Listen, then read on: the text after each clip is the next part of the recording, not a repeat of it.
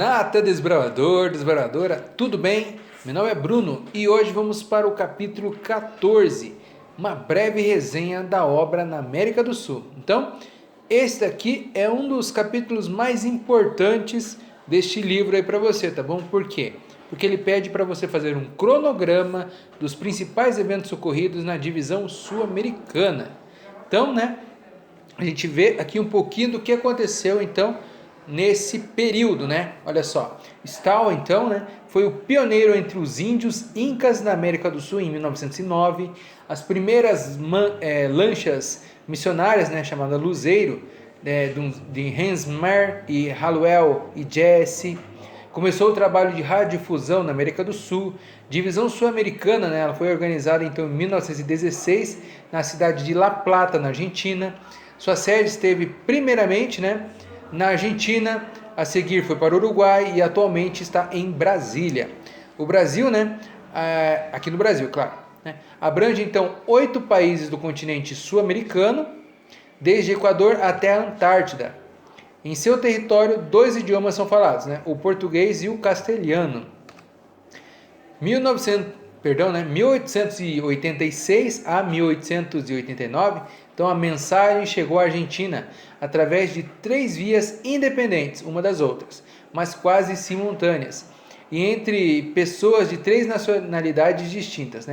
Pedro Peverini leu uma revista protestante, transformando-se num primeiro a aceitar a mensagem na América do Sul. George Riffel, e a mensagem do sábado para os alemães, e o Evangelho na língua francesa. 1891, chegada de colportores.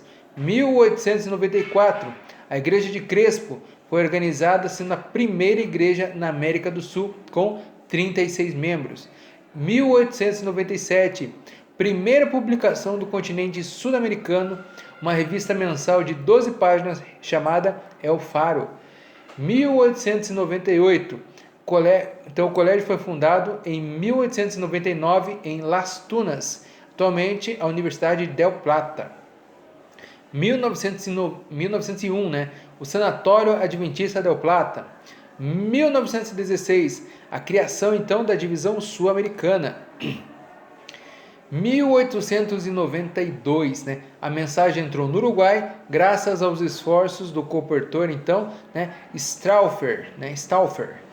Com o tempo, organizou-se então uma igreja cujos membros provinham quase todos da mesma família.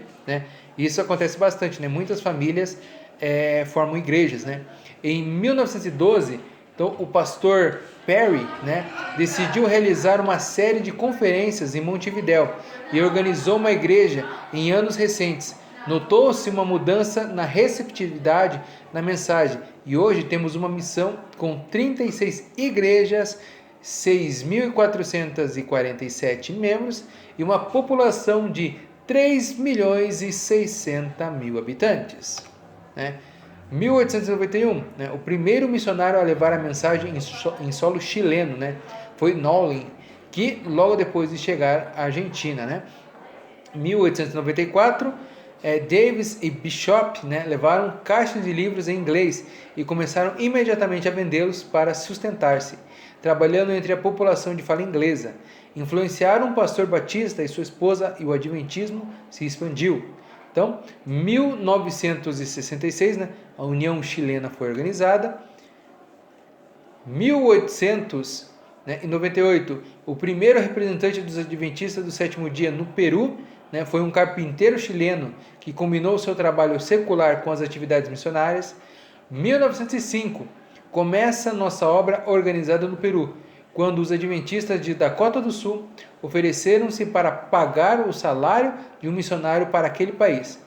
1910, o pastor Stahl e sua esposa marcam o estabelecimento da obra permanente dos adventistas, então, entre os indígenas peruanos. 1903, um colportor chileno foi o primeiro adventista do sétimo dia que proclamou a mensagem do terceiro anjo na Bolívia. Ele vendeu neste país os livros Patriarcas e Profetas e Caminho a Cristo. 1920, 20 pessoas haviam aceitado a mensagem que nossos missionários haviam se esforçado para dar-lhes.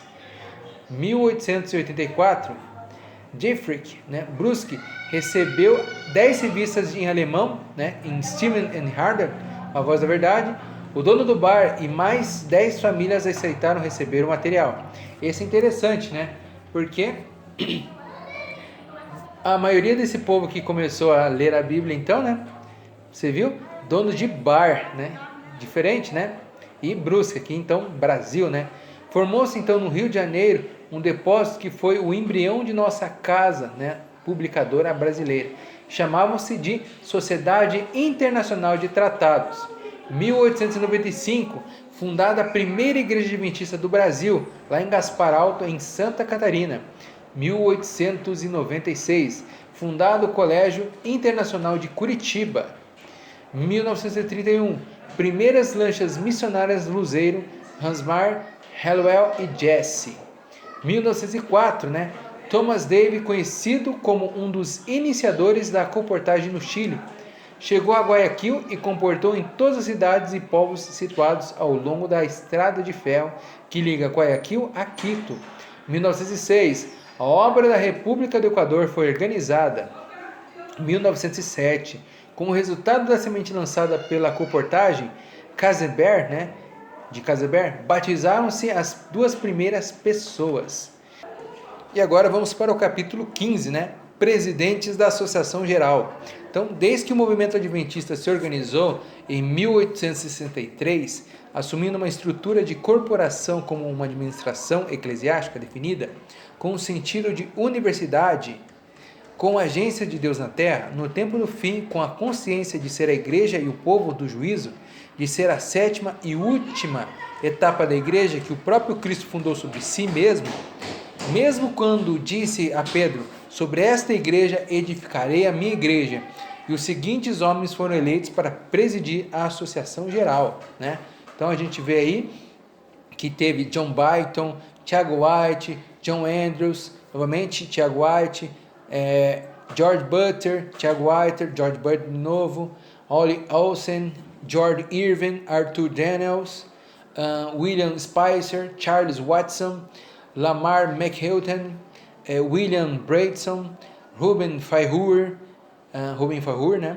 Robert Pearson, Neil Wilson, Robert Falkenberg, John Paulsen e por fim, né, até o presente, né, temos o pastor Ted Wilson.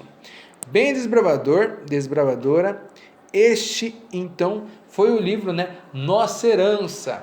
Fique com Deus e até a próxima. Valeu!